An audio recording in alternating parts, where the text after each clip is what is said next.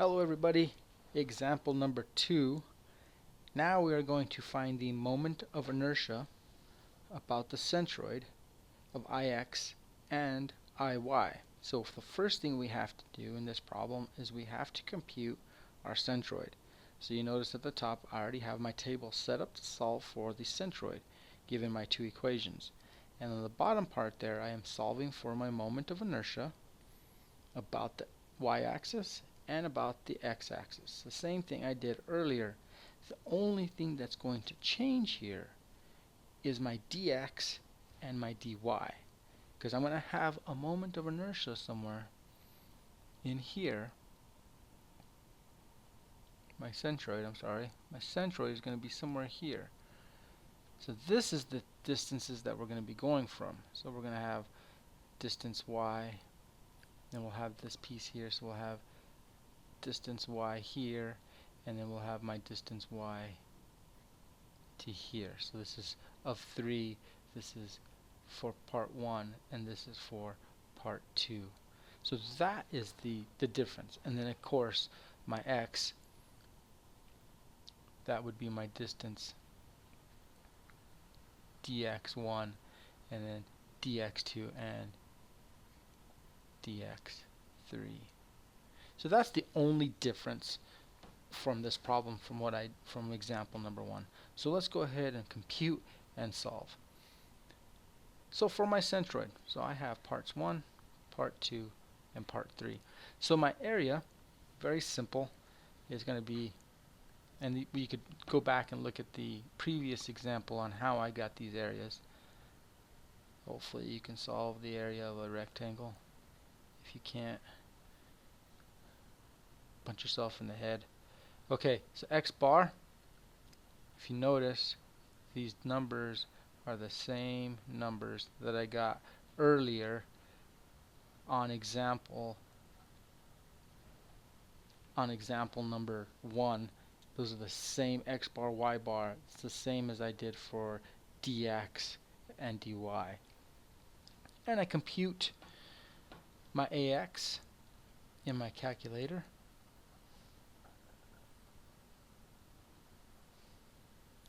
So this should all be really review. I'm going to erase that real quick. That's 288,000. And then I get over here for my y bar, I got 1,152,000, 480,000, and 96,000. Just calculating. So over here I get some really big numbers. AX bar, I got 896 million, 1,728,000, and here I got 16,000. So by computing those and putting them into my equations up here, I get 56, and these are all in millimeters, and this is 108 millimeters.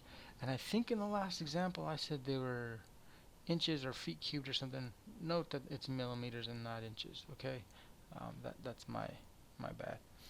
Okay, so this distance then, right here, is going to be 108 millimeters, and this distance here is going to be 56 millimeters. And it's not to scale, as you can tell. 56 millimeters. Okay, so let's go ahead and punch in and compute our moment of inertia. Now we already have our part numbers. We already have our areas of each individual part. Now this is kind of where our IY, that's just going to be 1/12 times 40 times 160 cubed. So it's the same thing. So if you notice, I had not changed at all. That's 13,653,333, 640,000, and 5,760,000. Okay, so this is kind of where it can get a little bit tricky. So dx for part 1 So we know that this distance from here to here, this distance is 80. And really this centroid is going to be in here somewhere since it's 56. So this distance then, and so ignore that, this is the centroid right here. So this is going to be 80, and you're going to come back, subtract 56, because we had 56 from here to here, that's 56. So if we go further, that was 80, so 80 minus 56, 80 minus 56 is 24. For part 2, we know I'm going in 20. I go all the way out to 56. So 56 minus 20 is 36. Now note, some people will say, well, one's negative, one's positive. Don't worry about it, because dx is going to be squared in our equation. So this really doesn't matter whether it's positive or negative. It's going to get squared, so we don't need to worry about positive and negatives. And then this last one is 60 minus 56, which is 4. Plugging and chugging, I get 17,339,733. 6,860,800. And the last one is 5,836,800 for a grand total of 30,037,333 for my IY. So my moment of inertia about my IY is millimeters to the fourth. Okay, let's find our IX prime. IX prime is 1/12 base times height cubed, which I'm going to get 853,333. If you don't know how I got the number, go back and please review the first example. 5,760,000. Remember, this is 1/12 base times height cubed. This was 1/12 height times base cubed. And then I get 640,000 here. Okay, dy now. I'm going to calculate dy. So I'm going up and down. So I'm going up 200. I come back down 20. So I'm at 180. But my distance to the centroid was 108. So I have 180 minus 108, which gives me 72. Next one, I go up 108 to the centroid. This is only 100 to the center of this one here, so 108 minus 100 would be 8. And then the last one, I go up 108, come back down, or I could say I go up 20, and then I go up to 108, so what's the difference? So 108 minus 20 is going to be 88. So those are the key. These are the key numbers here. Finding your centroid and then computing your moment of inertia. If you get these wrong, it's going to mess your dx up, which is going to mess up this number here. So make sure that you concentrate on your centroid and then you concentrate on finding your dx and dy. Plugging in.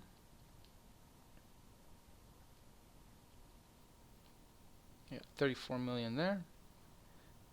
I get 6,067,200 and 37,811,200.